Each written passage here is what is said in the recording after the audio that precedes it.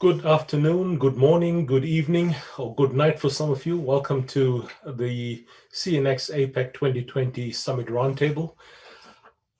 We've had a very busy week over the last 2 weeks. We've had 10 sessions thus far, touching on very different thematic areas.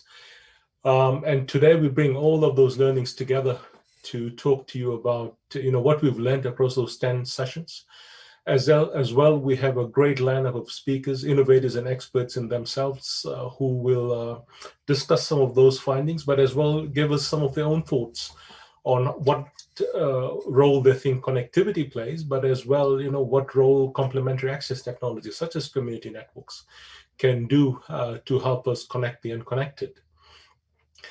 Now, we have there's multiple dimensions to connectivity, of course. And the reason we had so many different thematic areas, there were a lot to get through. I've sat through all of them, so it's been quite, it's been interesting. It's been a learning experience for myself, even though I've been in this field for a very long time. But as well, it also shows you or demonstrated to us how people approach connectivity and what they can actually do with it. Which is quite incredible in itself. And sometimes you don't realize the sort of things people are able to do.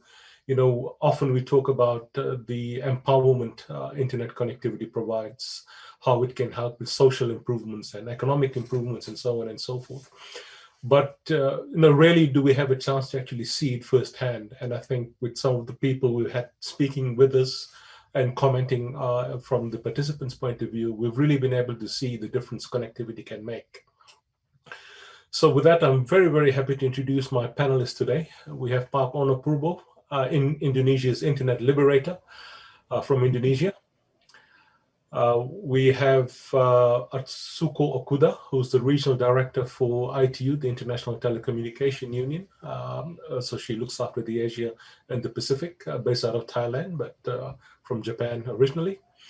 We have Mahabir from Nepal. He founded the Nepal Wireless Networking Project, which has been doing a lot of great work connecting remote parts of the Himalayas.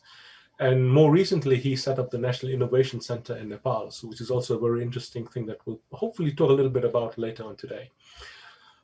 We have Mary Grace Merendela Santos from the Philippines.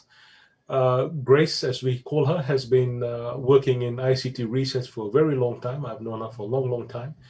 And she has many hats, including the convener of the Better Broadband Alliance in the Philippines, but as well, she's the VP of Policy at the Internet Society Philippines chapter.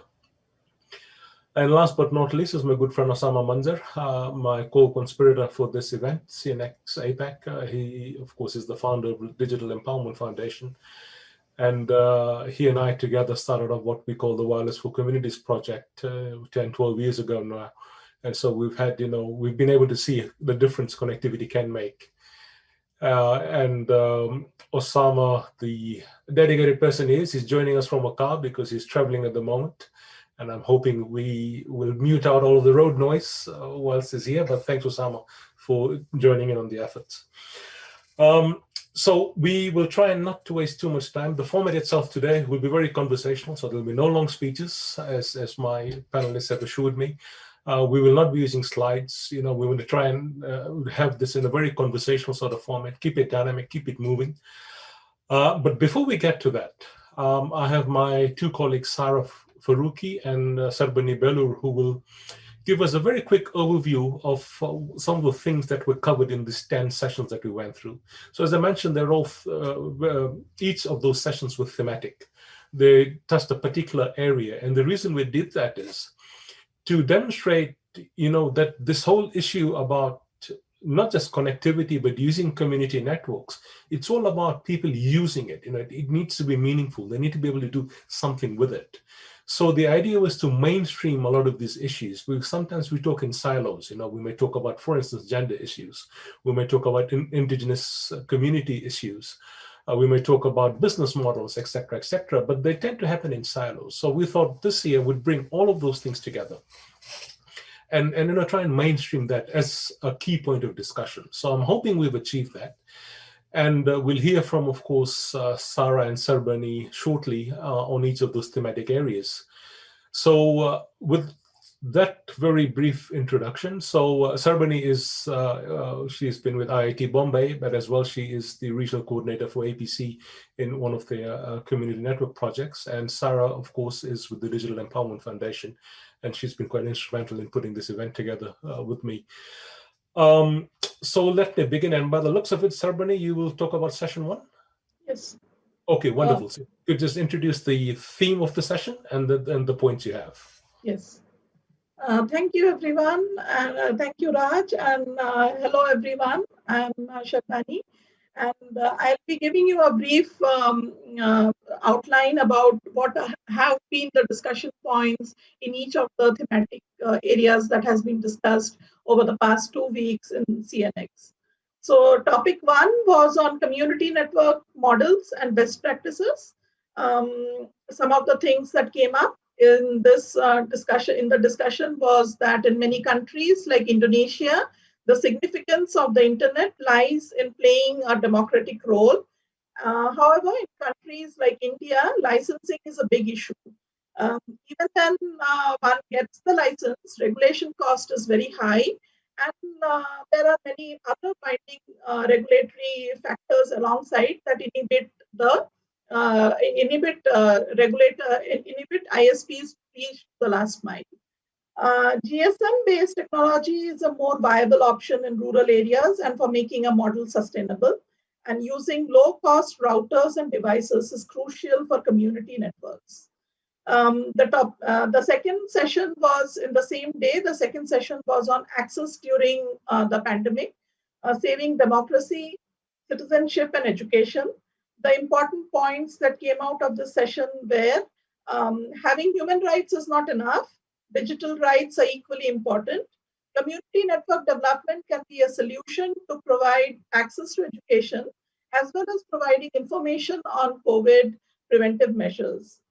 While implementing online education, one should take into account factors like pockets with no internet, no digital services, and the difficulty in using technology by teachers and students came out as one of the important things. Connectivity is necessary for timely dissemination of information with respect to the pandemic. Over to you, Sarah. Yeah. Hi, everyone. So the topic 3 was on policy and regulation for mass adoption of community networks. And some of the points that came across in this session were that community networks are playing a pivotal role in providing affordable internet to every community across geographies. And therefore, it is our collective responsibility to lower the barriers that go beyond just policy and regulation. The other point that emerged was that universal service funds can support forms of innovation and fund community networks, especially in locations where these are commercially non-viable. The fourth topic was on community networks as a model to fight misinformation and fake news. Here, the topics that the points that emerged were, the first one was that connectedness of community needs to be capitalized by community leaders on how every information that is passing through can be verified and not blindly believed, especially if we are to fight fake news. The second was that facts are important and the truth alone cannot be established without having these set of facts.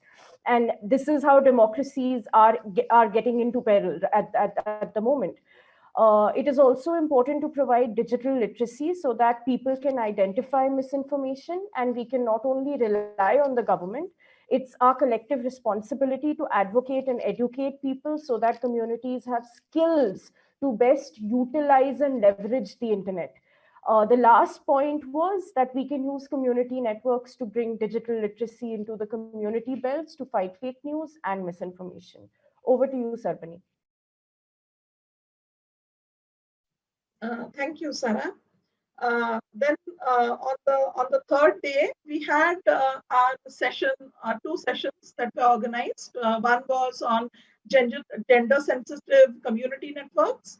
And therein we spoke about the concept of how gender is incorporated in the community networks, and the 4 points that emerged out of this session were There are other forms of gender identity that needs to be taken into account. It is just not men versus women, but there are other genders that needs to be taken into account.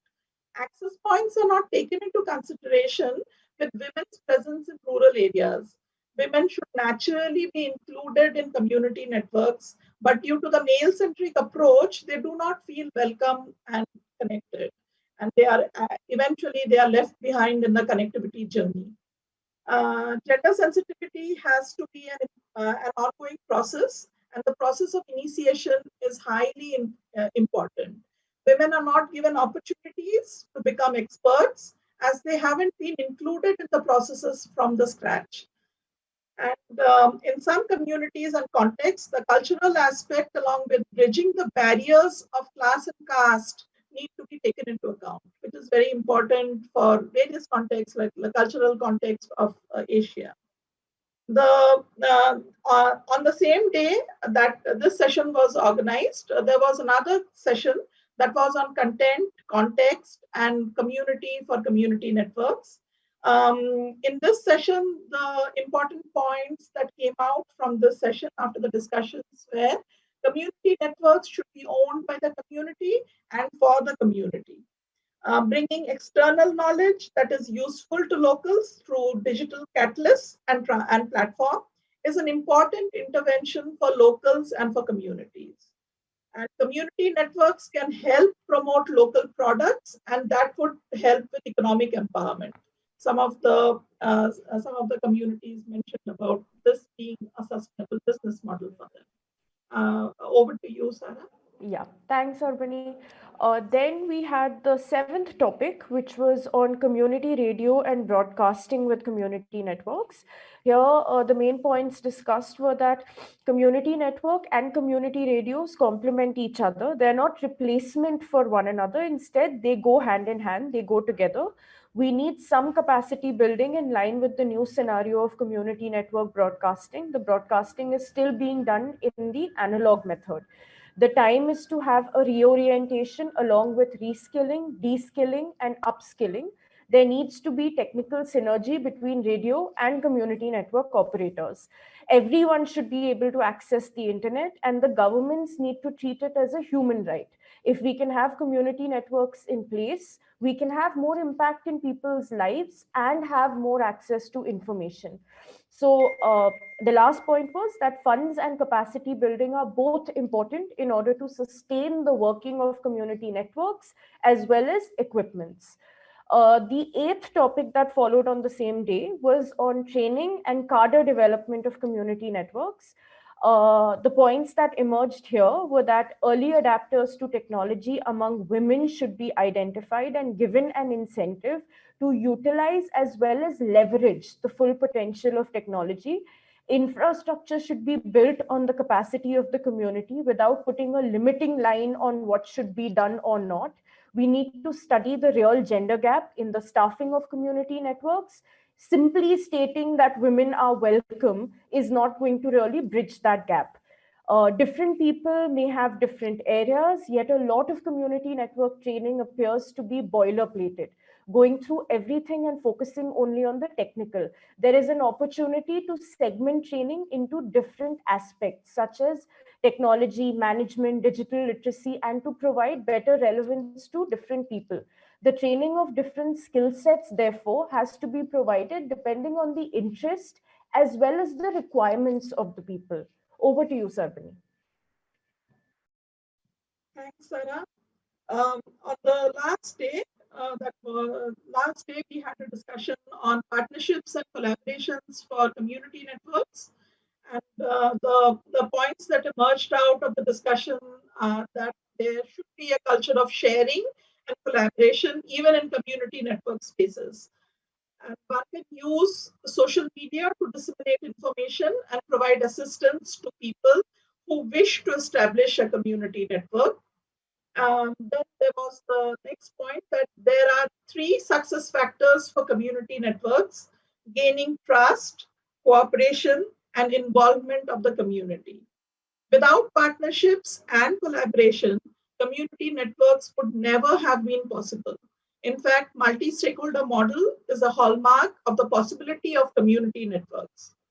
And it is important to bridge the gap between policymakers and the communities, and how this component is missing most of the time. We often see that this component is actually missed out, the linkage between policymakers and the communities, the work that we do on ground. Then the last topic that was discussed was connecting indigenous communities. That is the last session, where we had discussions around how connecting the indigenous communities have been done by various practitioners on field. And the important points that emerged out of this conversation was that the internet is important for indigenous communities to understand the various innovations that are coming and how communities can benefit from those innovations. In diverse countries like India, what is required is content in local language that sides with local traditional practices of the communities.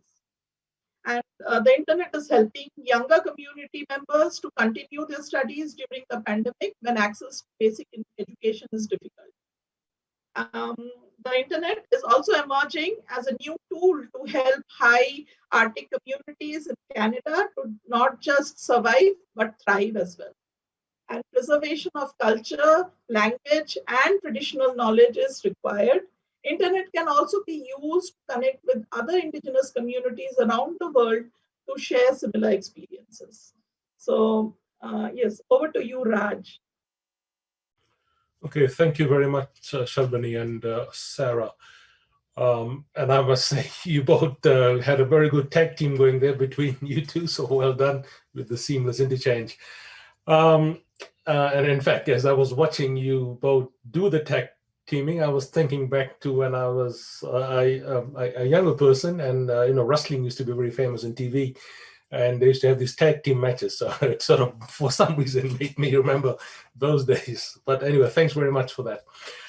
As I think we saw from what was, what sort of outcomes we had from the sessions over those 10 sessions over 5 days. So just for clarity, so we had 2 sessions per day spread out over 5 days over the last 2 weeks, just to make it manageable. Because we know people having Zoom and online fatigue as well. And I think it's worked out pretty well. The other thing that did, of course, was it allowed people to focus in what was their key interest areas. So we saw a lot of people attending, but they were, of course, focused on what their background or their interest areas were, so which was great. Now, as my panelists and for the audience who are tuning in today, what should be obvious by the reporting out is that we had a lot of words and terminology that we seem to hear generally everywhere. So a lot of these issues that are in and around community networks are not anything new per se.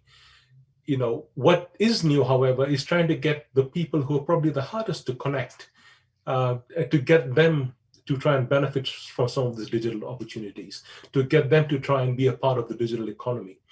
And then I was just making a quick list of some of the words that you hear time and time again if you've been to conferences or you read reports, etc., etc. Trust, collaboration, gender, economic empowerment, digital rights and human rights, regulatory and policy linkages. Now, that one keeps on coming up, particularly when we start getting into the nitty-gritty of things. So how are we going to make things happen? But before we dive into that, what I want to do is bring in my panelists for some opening comments. Now, connectivity is fundamentally a tool, right?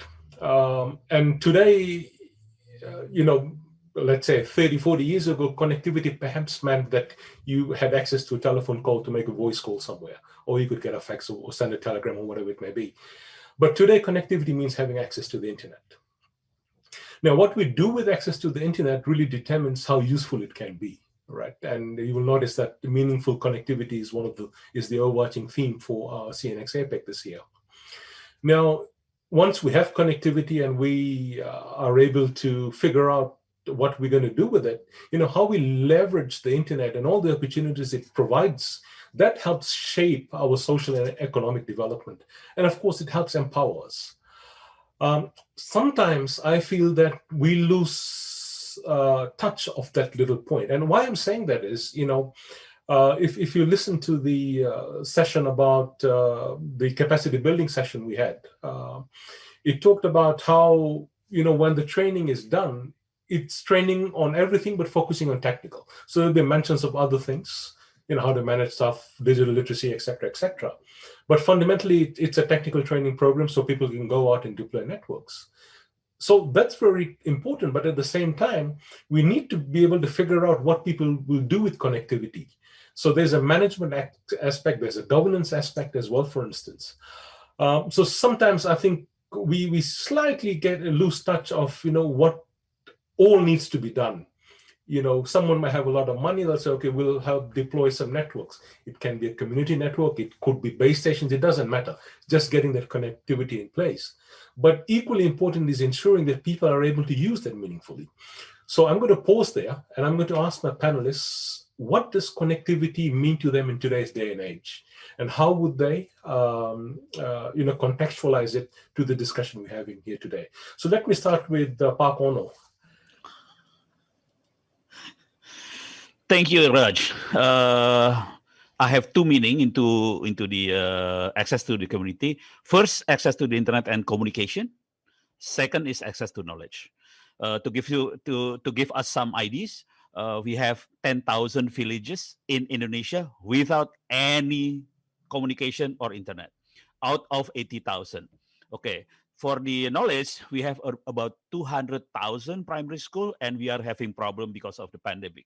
Students have to go home, and we have to access to the knowledge. Now, the solution. I'm an engineer, so I tend to give solutions. For the access to internet and communication, fortunately, about 2 or 3 years ago, the ministry signed an act that people can deploy experimental network. So that's a good one. So what we do is we basically empower people, giving them knowledge how to build this thing. The important thing is not about the technology. The important thing is they can build this thing and they invest their own money and they build their own network without government money. So today we have about 60,000 community network in Indonesia because of that. So that's one. Some of them, the speed is around 300 up to 1 gigabit per second of the network. So we build those network ourselves.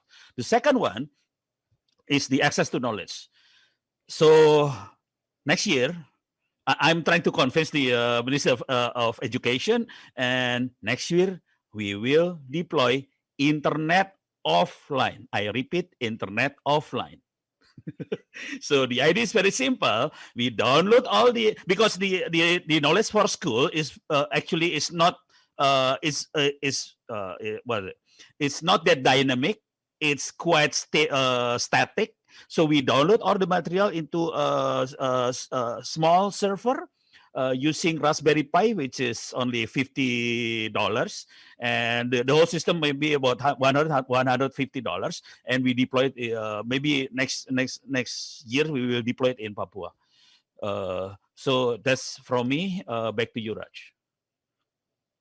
Okay, so there's something you mentioned that I'll come back to. So I've made a note on that. That was about the open internet. So that's okay. So we'll come back to that. Okay. So can I bring you in? You've, of course, ITU's been in this space for 150 years or something now. But of course, you yourself have been involved in a whole lot of things, including with the work you've done when you were with the UN. So what's your thoughts on this? Thank you, Raj. And I would like to respond to your last question regarding, what does it mean at this, in this context? And I want to highlight COVID, perhaps, and what it means, I think, to this community. From where I stand in ITU, we see a lot of new developments, positive and negative, perhaps, due to COVID-19.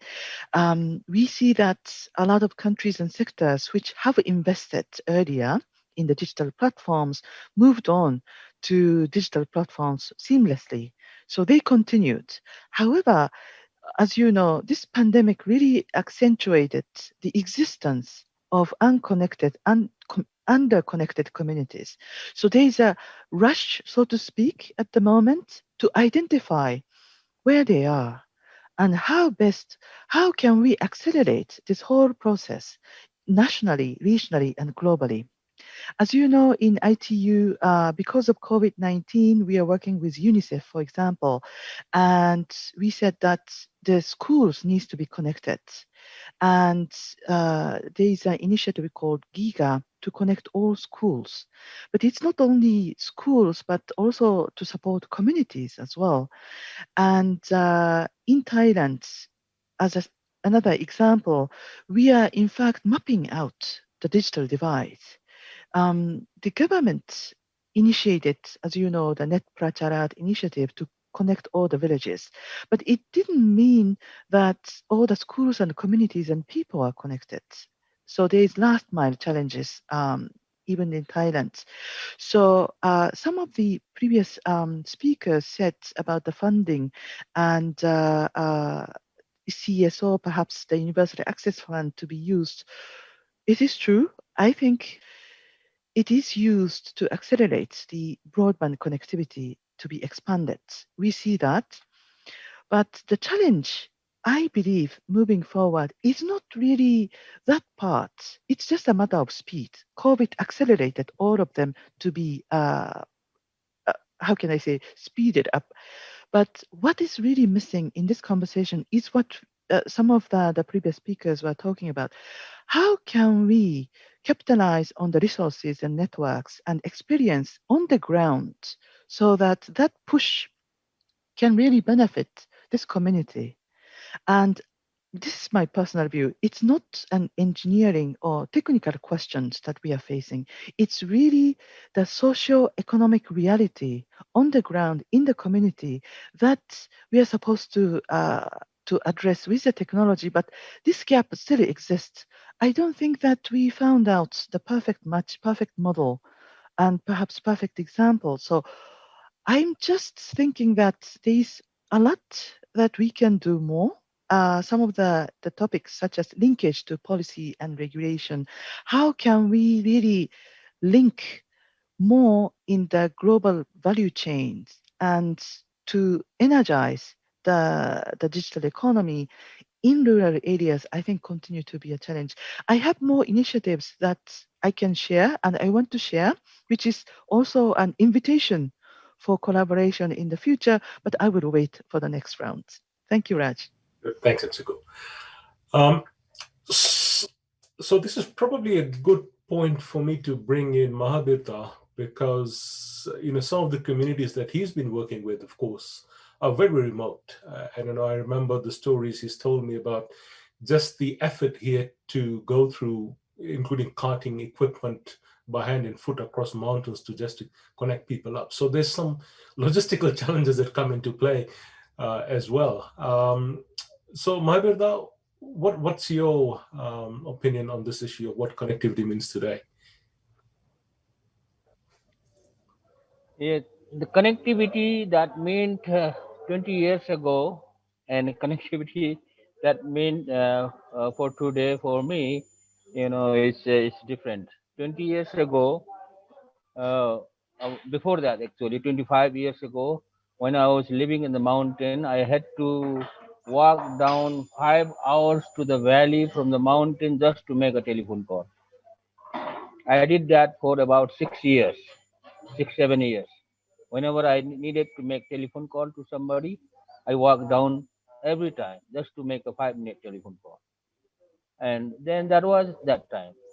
Then, uh, then another thing I did is for almost 5 years, I had to travel one full day from the village to the nearest city where there was internet access to just to check my email. I did that once a month, you know, to make telephone call whenever I needed to make telephone call. I just walk down 5 hours down and to check my email for 5 years.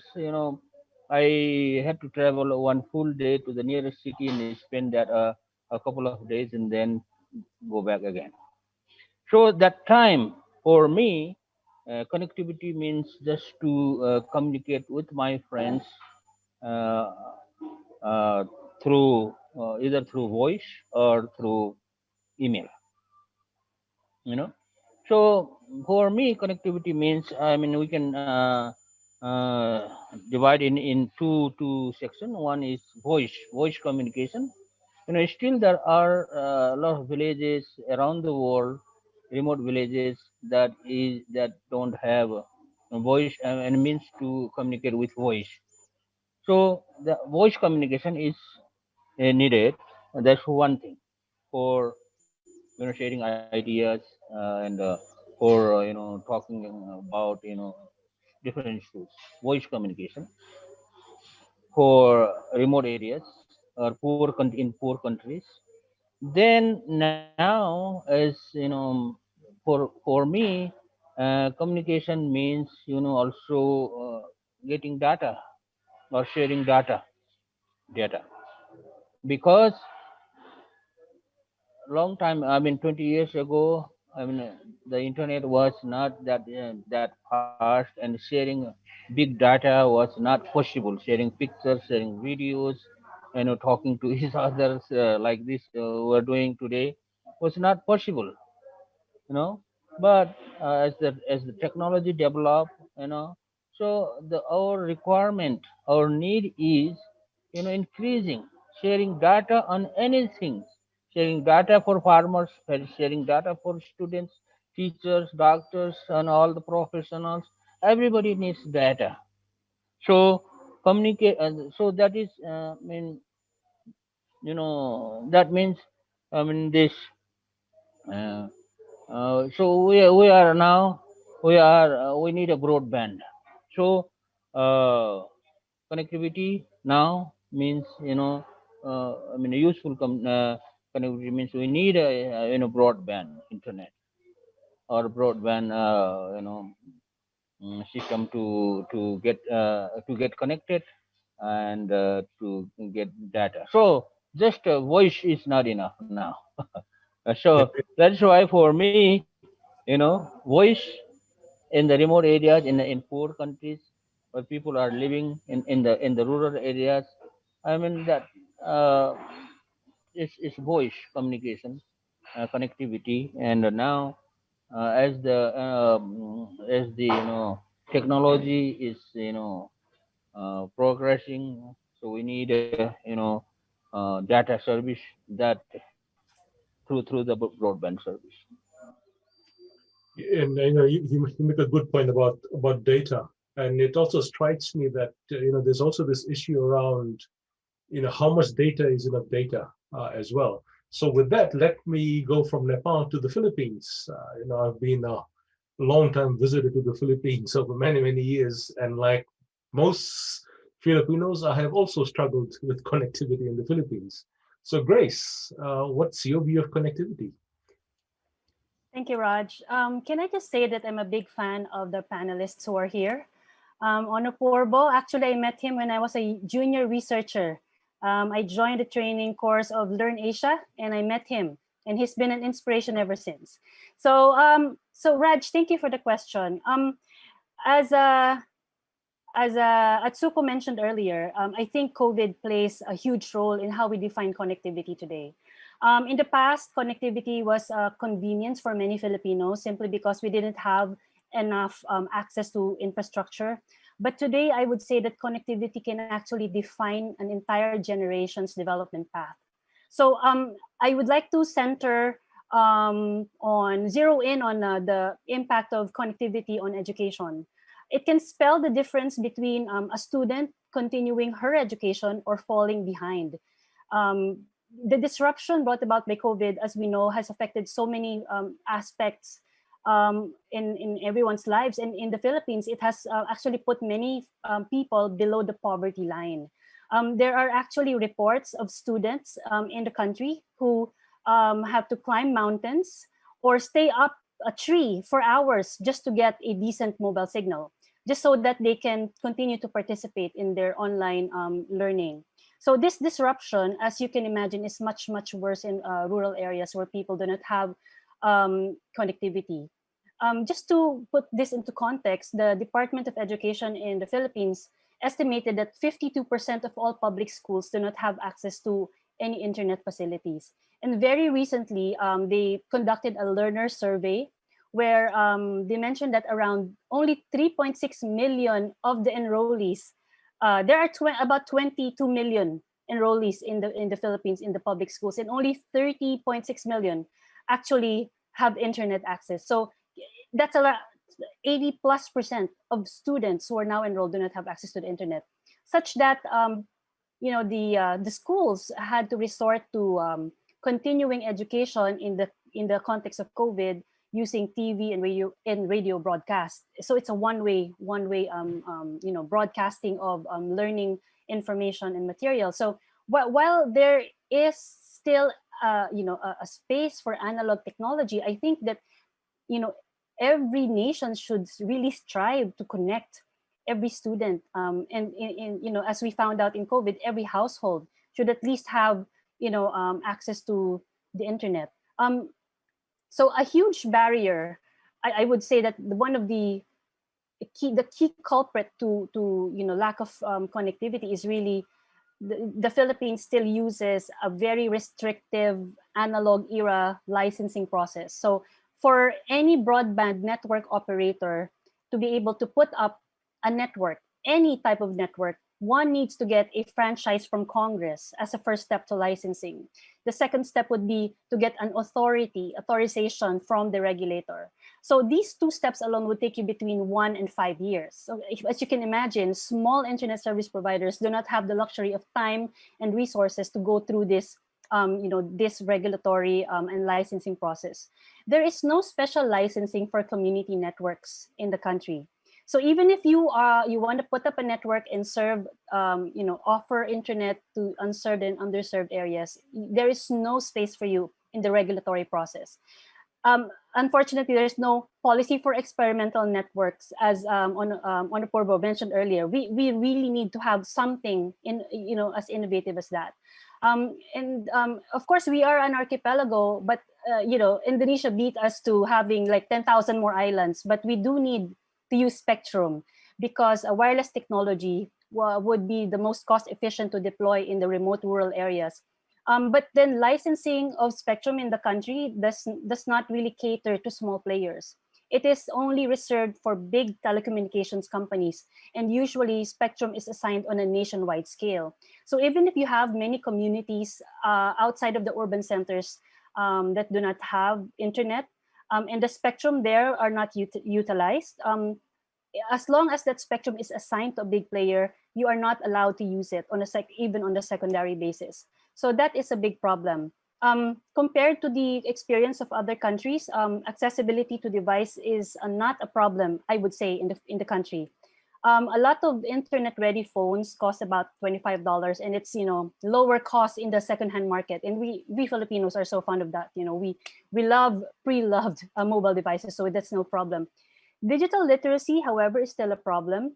But I think we can take advantage of the tech and social media savviness of Filipinos. We are, it's very easy for us to adopt technology, and as an English-speaking country, it's very easy for us to access content online. So community networks are not able to take off, I think, because we do not give any space for innovative solutions, or we don't even have any regulation for the use of, let's say, emerging technologies. So that, I think, sums up what the problems are in the country right now. Thank you. Thanks, Grace, for that. You covered a whole range of things there, and I'm hoping we'll have time to come back to a few of those. So Osama, you were the only one left, so let me bring you in. And of course, so a couple of things that were mentioned by nearly all of the speakers. One was the education angle, obviously.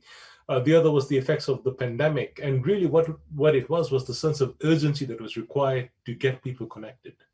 I don't think the world did a very good job. I mean, I think where infrastructure was, it was fine. Telecom operators, for example, came in with free data caps and all sorts of other initiatives. But that was for people who already had access, right? The bigger problem was people who didn't have access. And in the case of India, Osama, you had one of the largest forced migrations in history when all the migrant workers from all over India were basically told to go back home to their villages, right? And I saw the pictures on TV and read reports and all that. It was quite a distressing situation, right? So, I don't want you to focus just on that, but those people had the greatest need for connectivity because they didn't even know what was happening, right? They didn't know where to go for information. So, could you perhaps approach it from that perspective on what it means for the most disenfranchised when it comes to connectivity? Yeah, thanks, Raj. I think by saying that, you have already emphasized the issues in this part of the world, which is not only, India from that perspective, but this subcontinent, which has got the highest number of unconnected people, and that's important. And when you were asking question to highlight about what does connectivity means to all of us after 2.5 to 3 decades of connectivity, and when Mahabir ji highlighted how we have traveled from voice-based connectivity to data-based connectivity, we have certainly migrated to that entire. Before I say something, I want to first place my gratitude to the invention and the innovation that because of internet, we all are connected, we all are talking in this time of pandemic when we had nothing to rely upon. Half the world is at least connected, while we are blaming ourselves for half the world not connected, but thankfully half the world is connected on behalf of ourselves and also on behalf of the rest of the people who are not connected. So putting that as a gratitude, but we have also reached to a situation where the connectivity means to all of us is that we are so dependent on connectivity that our life is almost meaningless, irrelevant, unconsidered, ignored if we are not connected. And we are seeing this. This person who is not connected is just not connected. The person, like you said, the person who is not connected in Indian condition, he may not have a food for the day because of biometric not working on real time and therefore his or her identification not matched. Like you said, it's not about migrants going from one city to other, but the point is that migrants didn't know where to go and where the food was available, where they could do a calling, where they could get connected to their family members saying that we are safe even though we are walking back home for thousands of kilometers. So that is when you realize that is the connectivity alternative to oxygen and food? Is that necessary? And if that is necessary, then it certainly bothers all of us that why it is not available to the rest of the people, or will it take another 30 years to make it available to the rest of the people, whether they are indigenous community living in remote areas who do not have affordability, right? Like Grace said, that, the main struggle is that even though there is a connectivity, I can't afford a mobile phone to be connected. So, according to me, I would say the meaning of connectivity today for me is I will categorize them unconnected, connected, meaningfully connected, and connected with constant buffering. So there is the whole community which is constantly being buffered. They don't know where they're coming or they're going, where the buffering is happening clockwise or anti-clockwise. And it so happens you're buffering right now. So they are connected in your data, in my out of 3.5 billion people. So you are buffering. Are you meaningful? Are you being considered? Are you relevant? Are you contextual? That's the important thing. So I think since on this panel we have Onno and Mahabir and Atsuko and practitioners like ours and all that. This is very interesting that all of us are in that situation where we must bother about how we go from here, from making unconnected connected, and those who are connected with buffering should be unbuffered, or should be gracefully connected or meaningfully connected or usefully connected. That's the challenge that we must take, because we are not going to be in a situation where we are going to travel from 5,000 feet height of a mountain to come down and to make a call. Now our life is disturbed if we don't have a data connectivity, we don't have a video connectivity, if you don't have a calling connectivity. As you have read many news in the country, in India, that many of our girls students, boys students in remote areas committed suicide. The school asked us to get connected to do classes online. And they were so paranoid and they were so devastated that while their many rich peer group were connected, these people were no connectivity. So it is not being connected, meaningfully connected, is disrespectful, disgraceful, being disfranchised, and violation of human rights. And that's the difference between the connectivity today and the connectivity in the past. I'll stop there. Thank you, Osama. I wish we had like 3 or 4 hours to discuss, because there's just so many things that are coming up in my mind now that I want to, pursue. But I regret we don't have. Maybe we'll have to do this again with the same panelists in the near future. So right now, Sarah and Shivangi, can we have our video? Because that is going to be very interesting, I think, for everyone here. And whilst Shivangi, are you good to go with that? Yes. Okay, please go ahead. And while she's doing that, people who are listening and tuning in, if you have any questions or comments, please use the Q&A if you're on the Zoom platform, or you can use the chat windows in whatever platform you're using.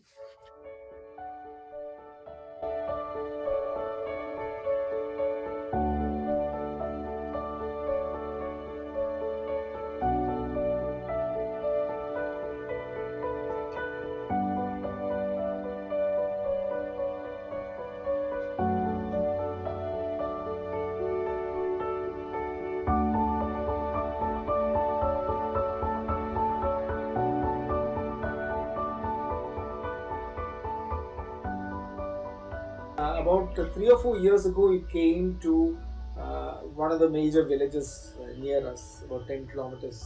One was 10 kilometers, one was 20 kilometers.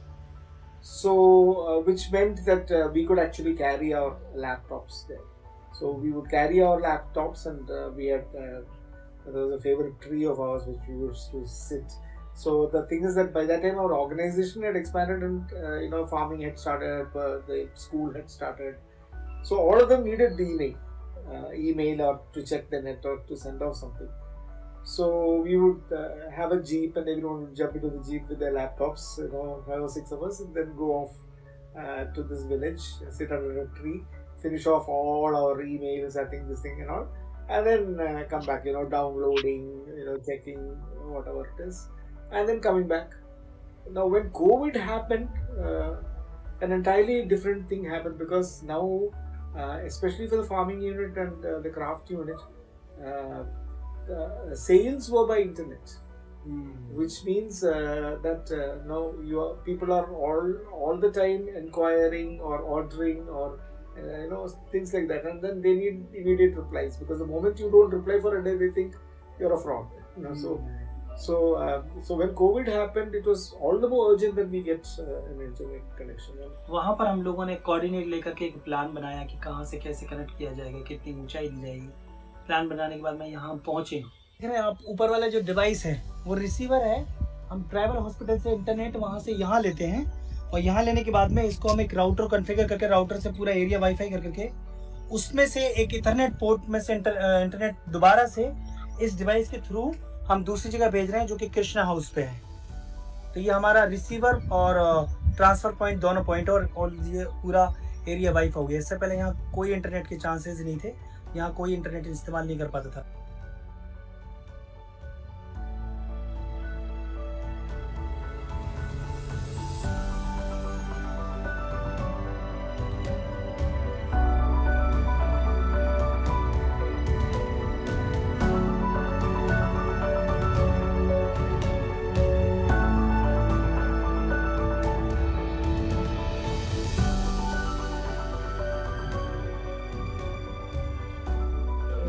It's nice, very nice. That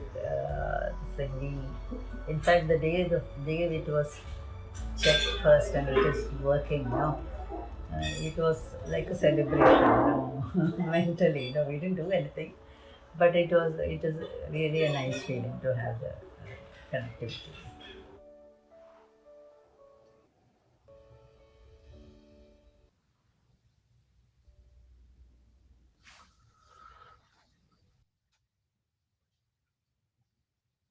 Okay, so I hope people will appreciate why I wanted to play that video. So just for context, that location you saw is the latest deployment that DEF and the Internet Society has done in India. And as you can see from the timeline, it was just been in the last several weeks or last couple of months at best when this has been all put together. What is striking is, you had a community who really wasn't all that interested in the internet. Yes, they use it for a few things, as you saw them mention, for email, checking mails, getting some orders online, etc., etc. But day to day, there's another interview that we didn't play, a longer interview, where they said that they really didn't have any urgent need to have connectivity 24/7, day in, day out. But when COVID hit, things completely change. As you saw, the two people who run that organization there, it became critical because the things they produced in the village, they couldn't sell it anymore. And if they don't respond to a customer in time, it becomes problematic, right? So you can see there's a whole bunch of issues, a whole, a wide variety of dimensions that came into play. And it was just, fortuitous in some ways that we were able to help this particular community in setting it up. And the community that exists is for a tribal area in southern India.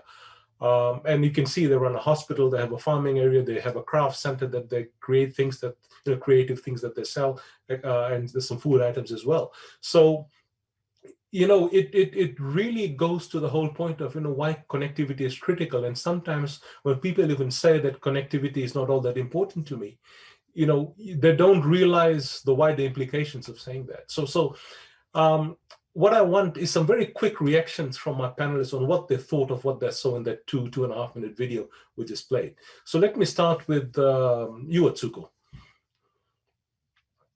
Very quick comments, please. Thank you, Raj. I think that this video is very eye-opening. I think the new normal, we cannot go back to the pre-COVID time. That's what I think. As the interviewee, one of them said in the interview that if you don't respond quickly, right, you will be seen as maybe the customers will consider that as a fraud or not trustworthy. So I think fundamentally, the mentality and the way how they deal with the digital services and each other in the digital sphere may have changed. So now, of course, we consider us in the new normal, so to speak. But I think gradually we should think about new normal. What happens after we, let's say, get all vaccinated and we will go back to a more normal life? But it cannot be a life that we knew before COVID-19. And I think this is a challenge, that what does that look like to all of us, to all of this community? And I think we have to catch that wagon, which is going very fast. And I think we have to really strategize on catching up technologically and societally, and perhaps business and agriculture and government services, which all moved on, right, with the COVID and acceleration of the digital transformation. So I think this discussion, as Raj, you said, is very important, strategic and timely. And I think that now we have to really pool the resources and knowledge together so that we can also accelerate at the community level to get on to that the speed of digital transformation. Thank you. Thanks, Atsuko. I absolutely agree. Pak Onno, I suppose a lot of things you saw in that video are things that you've also been doing yourself for a number of years, right? Yeah. After all, you liberated Indonesia's internet, as we like to say. So any quick thoughts on what you thought of the video and what happened? I wish many of this country in Asia Pacific can share this kind of video among us and show to the government that the people have the capacity, the people have the knowledge, the people have the funding. They can fund the network themselves. We can build the network ourselves if they allow us. I'm really hoping if this can be organized, it can create force or big force to the government to change the regulation to be more pro people regulation and empowering the people to build our own network. And we can be like an example for the world that Asia Pacific can build their own network. Sorry, too big, I guess. Oh, I hope no, not. big is good. If you don't aim high enough, you know, you won't get there, will you? So wonderful. Mahabir, your thoughts? And again, you've done very similar work, of course. So it, again, wouldn't be anything new for you either. Yeah, when I saw the video, it reminds me of the days I was working in 2001 and 2002, 3, 4 during that time. It reminds me those days, you know. The good thing is that today we have, wireless devices here available everywhere and very cheap. When I started to build wireless network in 2001, the Wi-Fi routers were just coming. Even in America, not everybody and people were using the Wi-Fi router in their homes. They had, dial-up connectivity there in America. So in 2001, I asked some of my friends in America for help to get some Wi-Fi routers. They sent me indoor Wi-Fi routers that had the link that had this capacity to connect maybe 50 feet. So using that routers, we tried to build a long range connectivity, and for that the problem was we didn't have uh, any antennas. So we had to build on home built antennas. We built a lot of different types of home built antennas and tested in different ranges. And finally, with the big dish antenna, we became able to make a link, 34-kilometer link with the indoor wireless router. So so it reminds me those days, and we were just putting those antennas that we built on the top of the trees, and trying to connect, increase the range from 5 kilometer, 10 kilometer, 15, 20, 30 kilometers. No, so we were doing like that. So now, I mean, we are still doing it, but we're glad that all these, devices, much more powerful devices, are available off the shelves, and that's the way to go. Many people still don't believe that, using these, especially the big companies, mm, don't believe that it is not possible to build community networks like in the villages just we saw, or in any rural areas. It is possible to bring internet using these routers from off the shelf. So so it is good that Osamaji and his team is doing this kind of things. I'm still doing it in the mountains, but now the mobile network is reaching in the rural areas more and more, and the voice service at least is available uh, in about 80, 90, 85% of the rural areas, but still we have data service not available in about 50% of Nepal.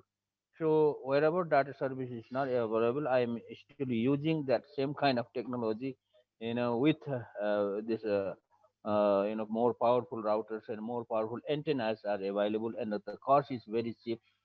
So that's the way to go. That's the way to bring internet and bridge this digital gap and in the rural areas, and that works actually. That works actually.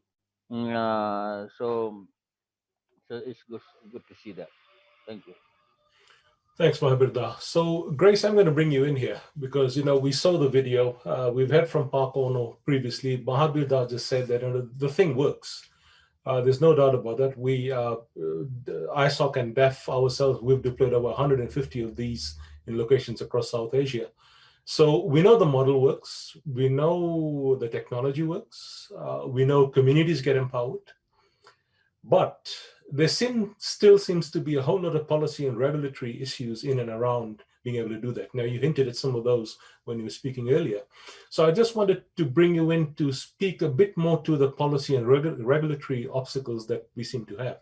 Why is it that, and I don't know if you read all the reports, be it World Bank reports or ITU reports, everyone is saying that, broadband is critical for the future. We need to connect our people. If you do X amount of broadband deployment, X amount of GDP will grow, et cetera, et cetera, et cetera. But we still have the same problem. I remember some of the reports from 10, 15 years ago. The tech, maybe they've changed the year on the report and there's a new author, new picture, maybe different font, but, much of the fundamentals remain in those reports. So what is not happening? Why are we not getting there from a policy and regulatory perspective? I would say that, I guess, greed is still in the way. I dare say that. Many of the interests that influence policy and regulation are still very much, at play. And if we do not change the way we actually, use policy to benefit the people and not a few business interests, then there will be no change. But that being said, I would like to emphasize, of course, that there's a growing number of stakeholders in the Philippines that are pushing for reforms in the broadband policy. And when I say growing number, I do mean civil society, as well as business organizations, who are some of the, of course, the biggest consumers of broadband. So it does, the poor connectivity doesn't only affect those in the countryside. It also affects even those who are already connected. And as Osama earlier mentioned, those who are connected are connected, but not in a very meaningful way, or not at a desirable a desirable level. So that video to me really shows that we need to use policy and regulation so that you provide connectivity in order to help the disadvantaged, those in the peripheries. And I think that any politician would want to use that. It's a powerful message that they are for connectivity, therefore they are pro people, as Onno Purbo mentioned earlier.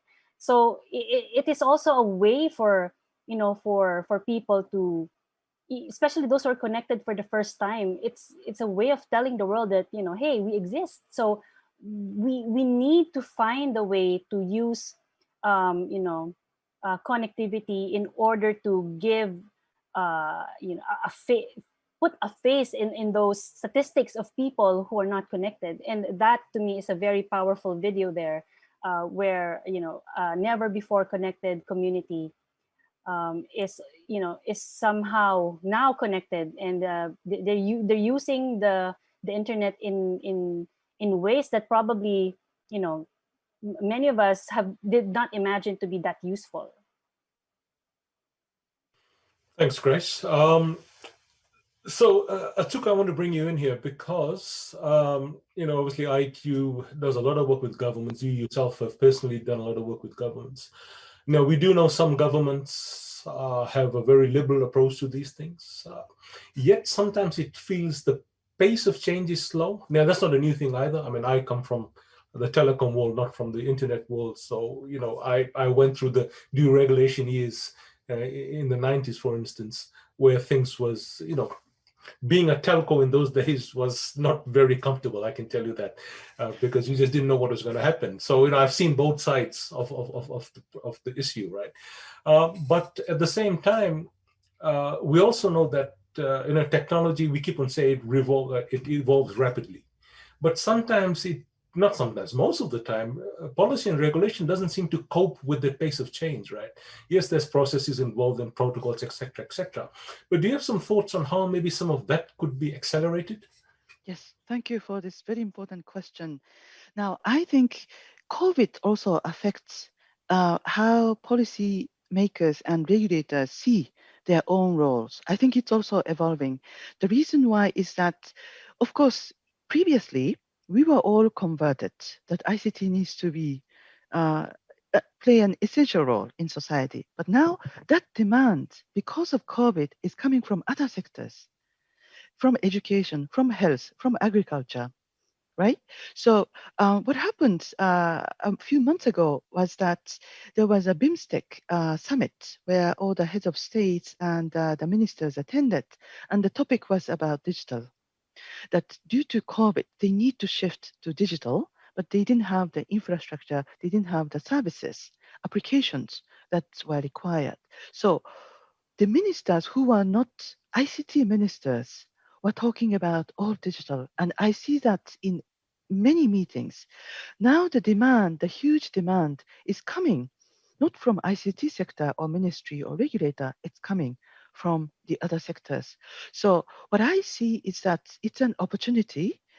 It could become a challenge if we cannot fulfill and deliver.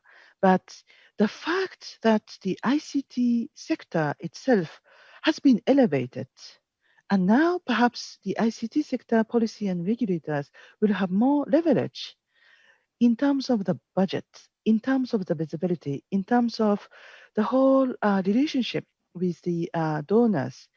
So I think now the changes could be accelerated due to many different the factors and circumstances, as we discussed just now. So I think we should capitalize on this opportunity, and this also presents an opening for this community to be more influential, because you also represent the people and people's voice, which I think will be heard, and there will be more willingness and readiness on the part of the ICT ministry regulator to hear, because at the end of the day, they have to work with you. They have to work with this community to get the connectivity and information to the community level. So I think it's COVID that could be changing the mindset of a lot of people. Back to you. So, no, I think you make a very good point there, that there's this sense of urgency that we probably can capitalize on right now. And at the same time, I would also, I think, caution the fact that I think that window of opportunity is also quite small, right? Once a vaccine rolls out and, let's say it takes a year and a half, whatever it takes to vaccinate most people around the world, then suddenly the urgency might go away. So I think we have this limited window of opportunity that we need to capitalize on. And I also feel it's not just one group, it's not just the ITU or ISOC or DEF or Park Onno's work or Mahabir's work. I think it needs to be a collective approach that hits it from multiple points, right? Because the sense of urgency is there. And the other thing that resonated with me right there was that, we need to tap all the other sectors. We all keep on saying, or I've been saying for a long time, that ICTs and going digital, it has to be cross-cutting. It has to go across sectors. It's not an ICT ministry thing, right? And I think, again, this is a great opportunity for us to capitalize on that. There's something you mentioned, Atsuko, about applications and the greater dependence on technologies. And I wanted to bring Osama in here for one very simple reason, Osama. India has some great aspirations, digital India, make in India, et cetera, et cetera.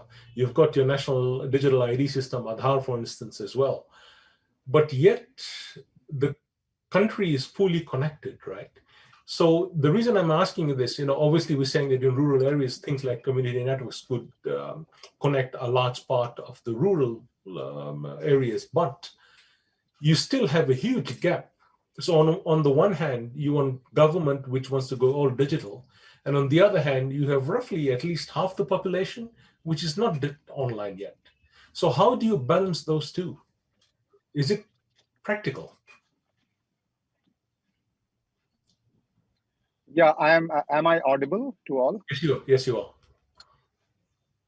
Yeah, okay. So I actually thank you for calling me in at this point of time. I was actually trying to bring in that government angle and the enabler angle into this connectivity, especially from the perspective of that video that we showed, that, There is nothing unusual about that video and that community, because they are part of the world, they are part of the community. And yet after 25 years of internet, they got internet now.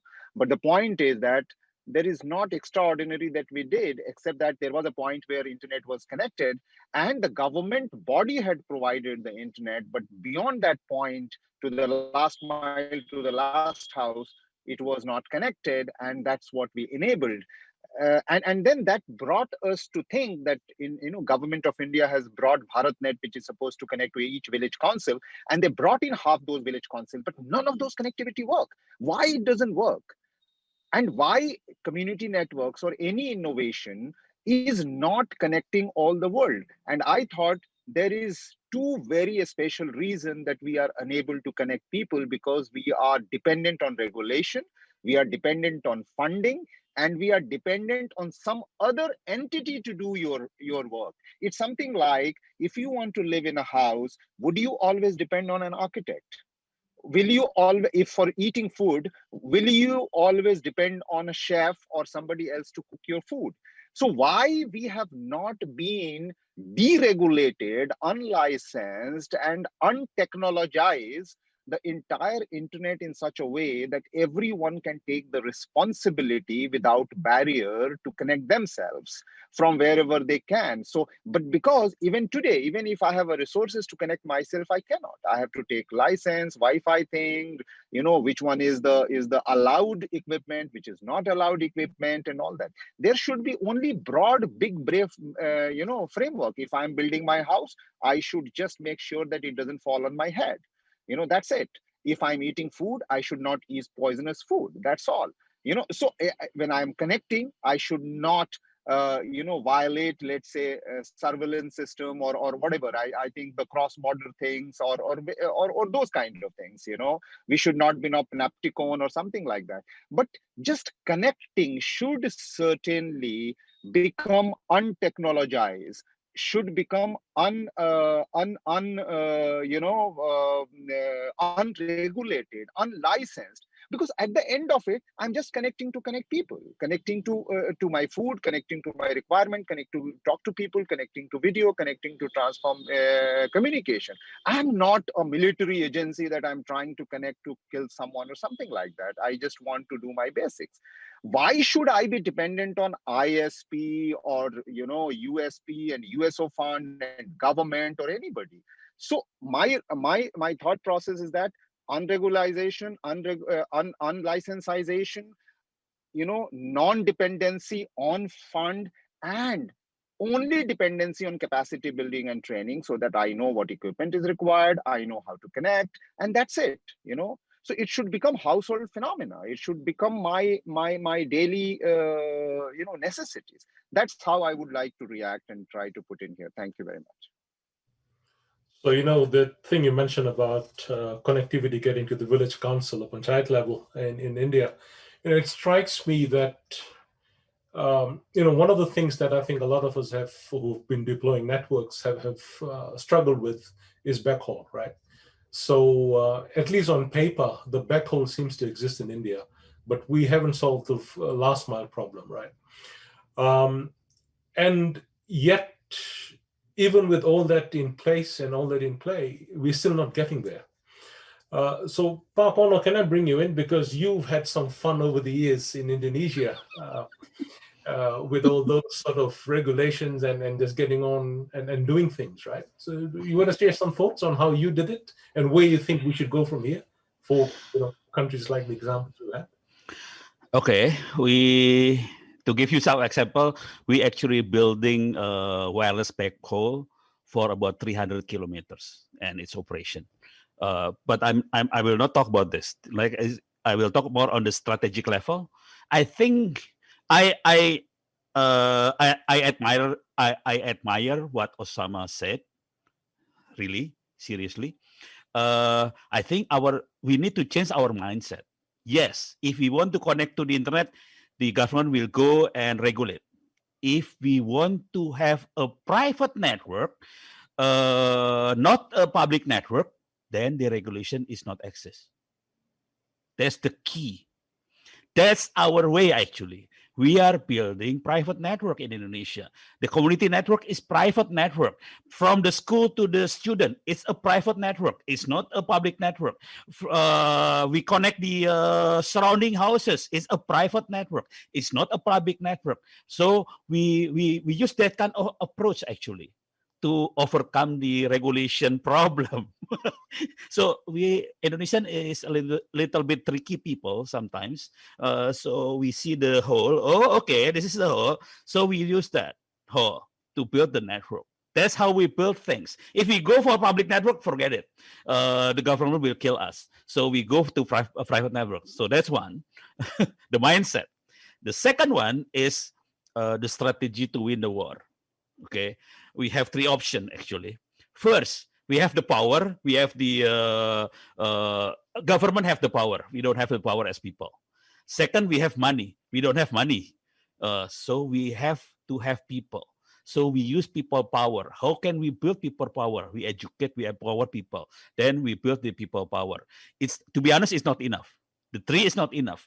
When we liberate 2.4 gigahertz Wi-Fi frequency in Indonesia, we need outsider international communities to acknowledge our work. So like you guys inviting me, that's really actually like acknowledgement for us, for Indonesians. You actually creating pressure for Indonesians that what we do in Indonesia is acknowledged by you guys. And that's actually creating a big pressure to the government. Look, Indonesian government, the Indonesian community network is acknowledged by Raj, by DEF, by Internet Society. Then the government will think, oh, okay, our view is not that bad, actually. We need to change the regulation. So we need to be a little bit tricky on that one. Sorry, Indonesian is tricky, guys. Back to you, Raj. Terima kasih, Pak Onno. That was good, actually. And I particularly like your pressure idea as well. Indeed. So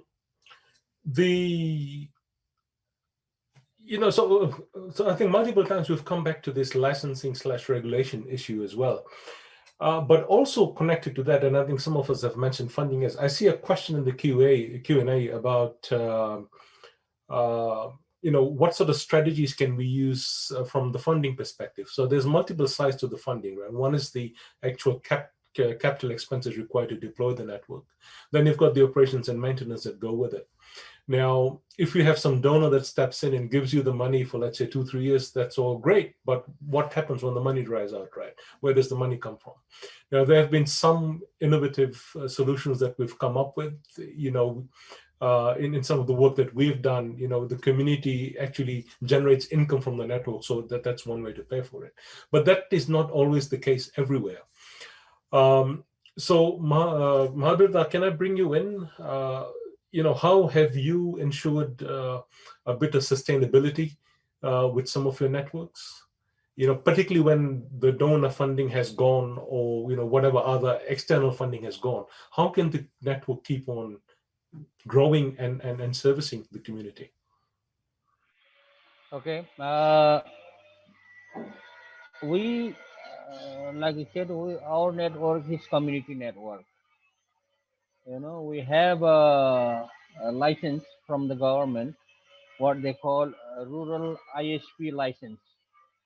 We get that license by paying $1 as a license fee. So to make this community networks sustain on the long run and work, so the first thing is the community has to own it.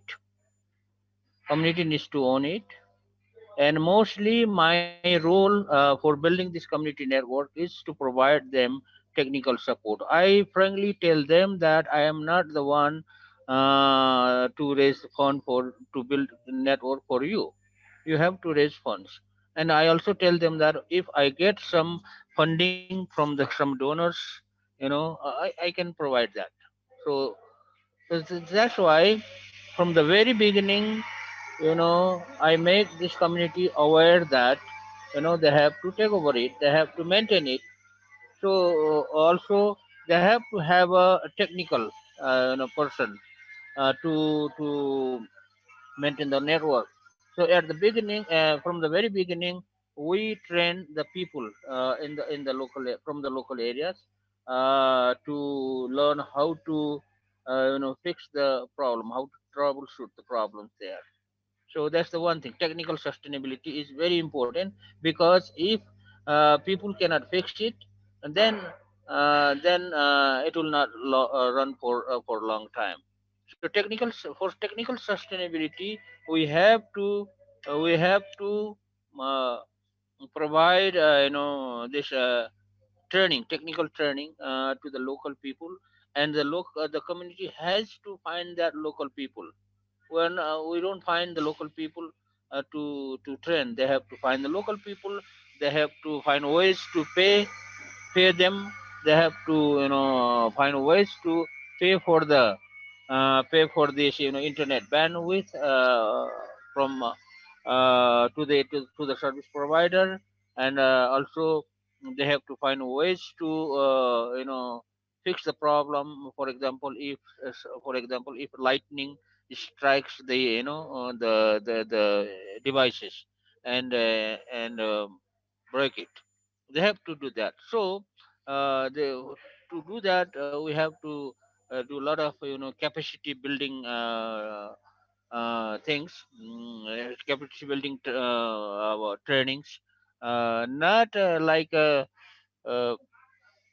like once or two times a year, whenever it is needed. Our wireless networking project, they provide capacity building training whenever they need. uh, and also the community, they have to make money. They have to make money to pay for the operation and maintenance costs first, uh, and pay for the internet bandwidth cost. And uh, that's their role. And our role, my role, or our project's role, is to provide them technical support if you know they have a huge big problem, technical problem. It's only then. So community must be involved. Without their involvement, it is not possible to make this community network running for a long time. I have some examples of like that. Some communities I have, because I have built community networks in many villages. Over 50 community networks are there. So some of those community networks that we build didn't work because the community were not, ready to do that. They didn't maintain it. They didn't find ways to keep it running. They didn't work hard. So they were not serious about building and maintaining it. But those community networks that where the community have and taken all the responsibility, and it's working very well. And so that's my experience now. And that again is a critical point. So in the networks that we've been involved with, one of the key criteria we look at is, is there a champion in the community who will take charge of this and be a champion in that community? And the second part to that is ensuring that there's capacity within the community. You train the people up. So we like to say by the community, for the community, with the community.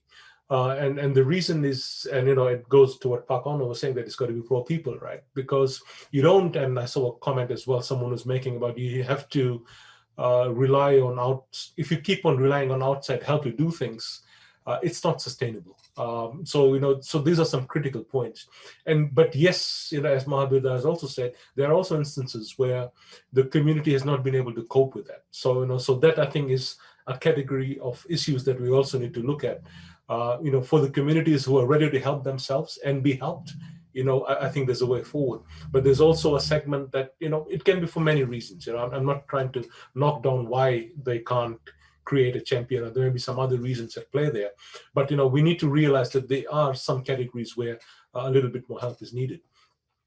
Now, one other thing that I wanted to, and we sort of touched upon it earlier, was this issue about USOs, Universal Service Obligation or Universal Service Funds.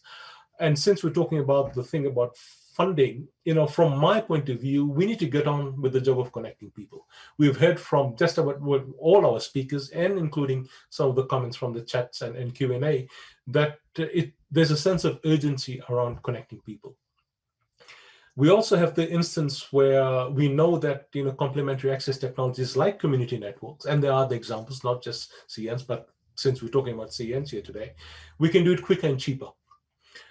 So why don't we just embrace that and start tapping some of these USF and USO funds to achieve connectivity for all? We know of instances in many countries where there's a pool of money lying there in these funds because people who can access that is very limited. There's criteria that needs to be applied. Sometimes it's the telecom companies themselves. They contribute to it, and then if they want to connect a particular part which is unserved or underserved, then they tap on those funds, or the government gives out a grant or something like that. But maybe we need to be a bit more innovative in how we look at these funds. Atsuko, any thoughts on that? Thank you. It's a very important point. And I agree with you, Raj, that we have to be innovative and capitalize on this urgency, the sense of urgency among everyone, the policymakers and regulators. So, for instance, Thailand, the regulator decided to release money to connect hospitals. And I believe that Pakistan released the funds to expand the broadband, the broadband networks within the country, so the speed is 3 or 5 times faster than before. So there will be opportunities. However, as you know, the criteria wouldn't be easy. It's the objective of the fund is sometimes narrow depending on the country, and accessing it could be challenging. It may take some time and there may be additional requirements. However, I would like to also add the international aspect, which kind of becomes an additional force to the whole discussion that we are talking about. Now, the recognition on the importance of connecting the communities or supporting communities has been increasing, and because of the reasons that we just discussed. So, for instance, in ITU, we have been, as you know, promoting the idea of smart village, smart islands, which is perhaps an overall framework of the support that we want to provide to communities. And yesterday, this week, we organized a forum with FAO, and FAO is also recognizing the need to accelerate the digitization in the agricultural sector. So they are exploring and discussing the digital village idea just to accelerate this whole concept. So the urgency is there, and all the how can I say, the key ingredients are building up in the international community as well. I think the next step forward for me is with the USO, with these initiatives and with the additional funds which may be coming on the way. I think we need to strategize among all the key partners to capitalize so that we would not be seen as competing. I think that's the last thing we want to do.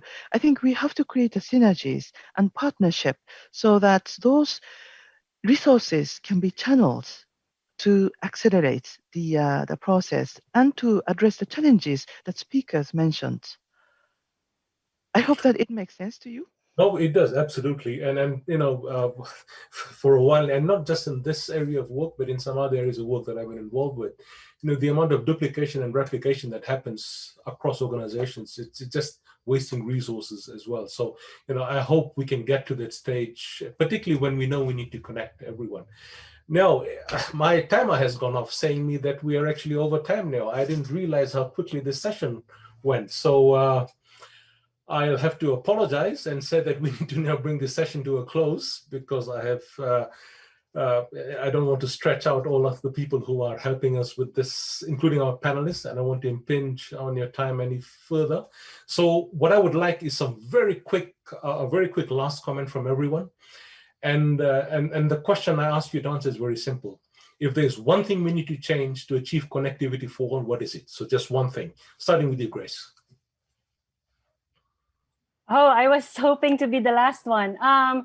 Well, we need to change our mindset about connectivity. It's not just, you know, a business of connecting people. It has to be connectivity to empower people. I think once we establish that link and put it in our policy and regulation and put it in, you know, put that in the hands of people who can actually help themselves, then I think we can achieve better connectivity for more people. Thank you. Thanks, Grace. Onno? Thank you, Raj. I wish we, Asia Pacific, can build a repository that we can share our experience, either video, text, or whatever. That way, people can see that we are capable to do these things together. Thank you, Raj. Thank you so much. Mahabir. Yeah, for me, you know, the technology, the hardware, software is increasing, I mean, developing very fast pace. So what I like to see is the content side more than I mean, in content side, because even if we bring connectivity and connect people with the internet or with any other data, we don't have in most of these, you know, poor countries, we don't have enough data that is in their own language. So I would like to focus on more data and also the services, because I mean, for those people living in the urban areas, you know, there are a lot of services available. But for the people living in the remote areas, in poor countries, poor communities, they don't have data or the contents that is useful for them. So I would like to focus more on that and do some innovations how to find how we can do that. Okay, wonderful. Atsuko. Thank you. Joining hands. Of course, connecting the dots between the community as well as and the policymakers and regulators, but I think we need to join hands with other sectors. Health, education, agriculture, business. I think the more ideas and support may come from these outside communities as well. Thank you. Wonderful. Osama, my traveling friend. Yeah, thank you very much. The good thing is that internet is working while I have traveled in the last 1.5 hours, at least 100 kilometers. So I think that should be the statement. Why not? The internet is so seamlessly available to everyone, where, you know, it becomes a necessity. So I would say it should not be a privilege. It should not be an entitlement. It should not be a right. It should be a necessity like oxygen and water. And rather than saying internet for all, if it is not happening, all for internet. Okay, wonderful. All for internet. Well, we are a few minutes over time, so I'm going to end it here. It's been an absolute pleasure to having all my panelists. Thank you so very much. And, you know, it also strikes me that I think we had a very insightful session, and it just happened. I saw someone writing insightful in the chat window as well. And, you know, I hope everyone realizes we covered a wide range of issues, and we actually went quite deep into some of them as well. And that, I think, that shows that, you know, this range of issues that we need to deal with. So, you know, I have multiple takeaways from this session, but the one that I think is the most striking for me is that there's a need for urgency to connect people. We have a small window of opportunity. You know, I hate to say it, but thanks to COVID, we have this small window of opportunity that I think we should leverage as much as we can. And then, of course, the other very critical thing, we need to take a multi-sector approach. If we can get the other sectors to apply pressure, you know, I think we have a better chance of moving forward with this.